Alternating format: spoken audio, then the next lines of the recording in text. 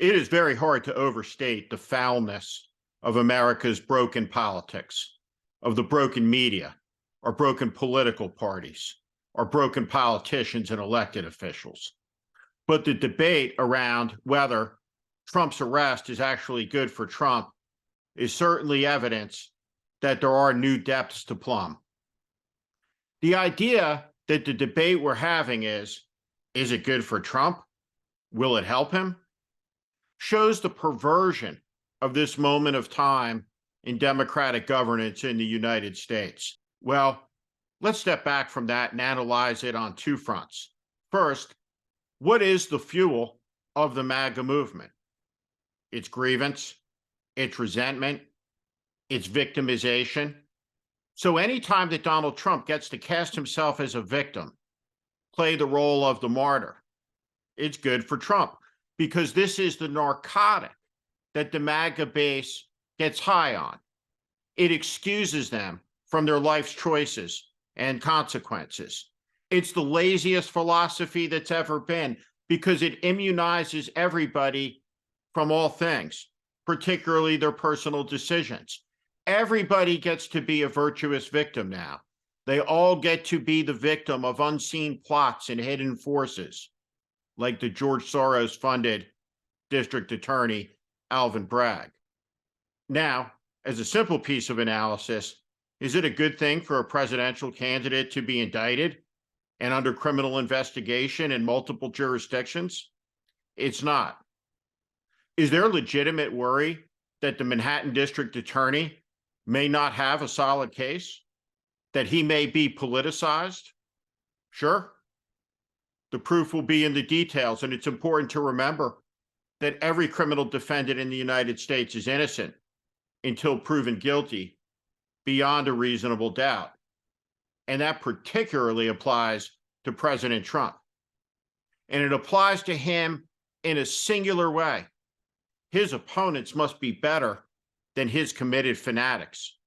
We must all raise our voices to demand that the former president receive the basic rights of all Americans and that there be no politicization of this trial. Now, what does this moment represent? It represents 8 years after Donald Trump came down the escalator in Trump Tower, the beginning of a new chapter. If this was a play, and in some ways it is, the world's most rancid reality show, the curtain would have dropped last night, and a new act is beginning. Now, American democracy is in trouble. Everybody should understand that.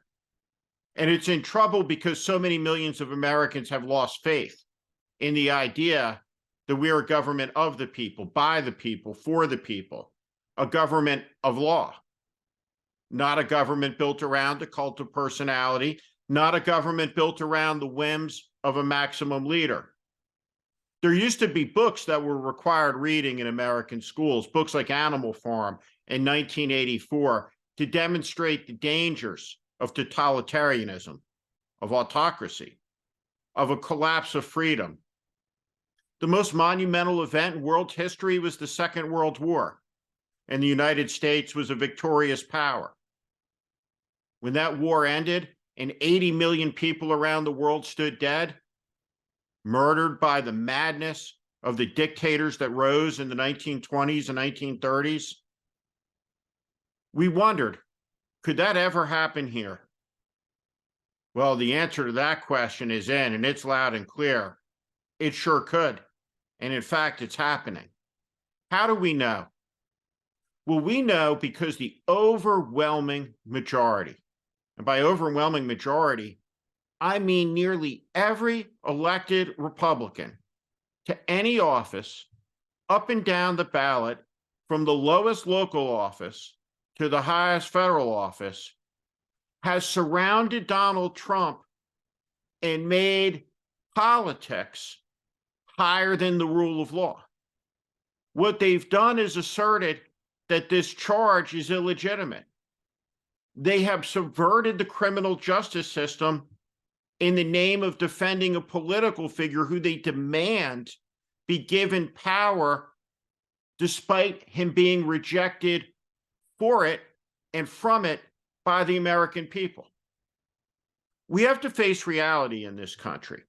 We have an organized movement that's an extremist movement that does not believe in democracy, that wishes to take political power through a democratic process.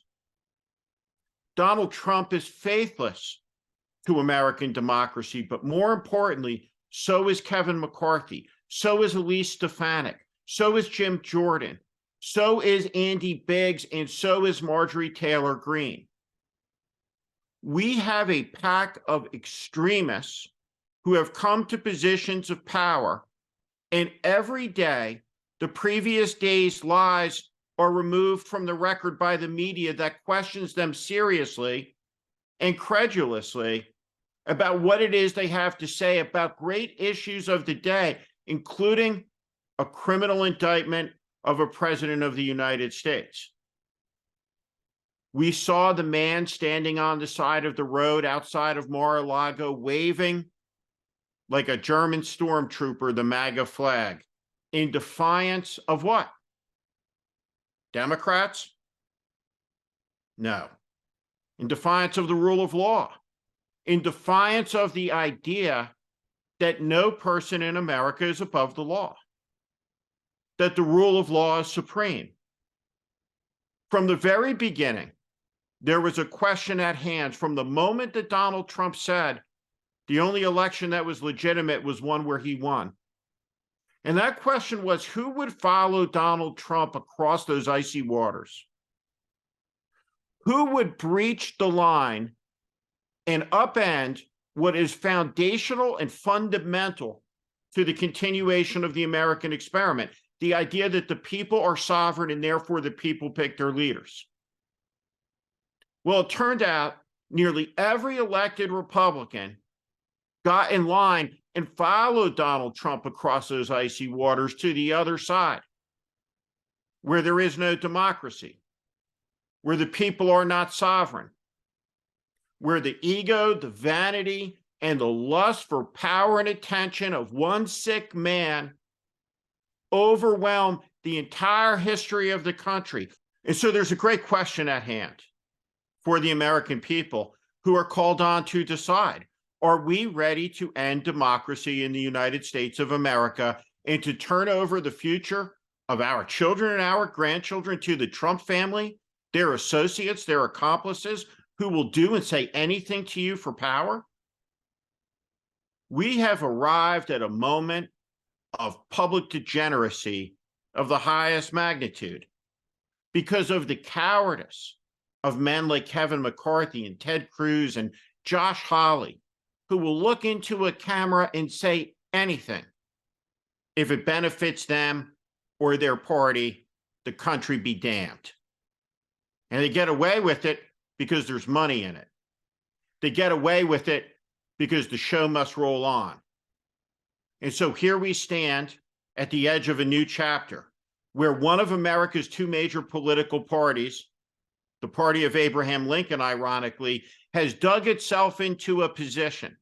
And that position is this, is that this man, Donald Trump, is above the law.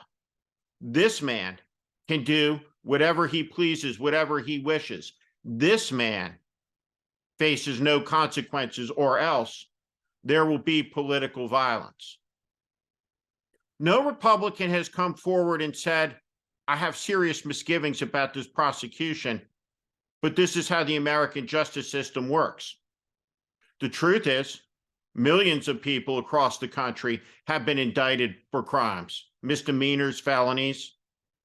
What's happening to Donald Trump is nothing unusual, but for the high office he held, and but for the oath he desecrated. The American presidency is a noble office that has been brought low by this most loathsome of men.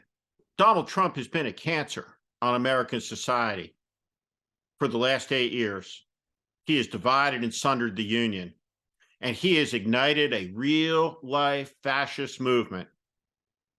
And America's politicians, by the scores in the Republican Party, have jumped on the bandwagon. abandoning central tenets of not only decency, neighborliness, citizenship, but the full fundamental repudiation of patriotism, as it has always been understood in this country, as supportive of the Constitution of the United States of America and the precepts of the Declaration of Independence that declare now fully, at the 250-year mark of the country, that all of us at long last are created equally, endowed by a creator with certain unalienable rights, among them life, liberty, and the pursuit of happiness. That is what is at stake in 2024. What the Republican Party, taken over by its Maga faction, have declared is that our leader is above the law. Our leader is above the country. And in fact, that our country is the leader. It's sick. We should understand, all of us, what it is that we are seeing. We've been seeing it for a long time now. And what it is a burgeoning, growing, metastasizing, nationalistic, autocratic movement. It's been abetted, it's been stoked, and it's grown to the point where it threatens to rage out of control. We stand at dangerous hours in the United States. During the days ahead, it will be important to remember that this country has had very dark times and very great challenges, and it has overcome them all. This should be measured against those. We are in a serious hour.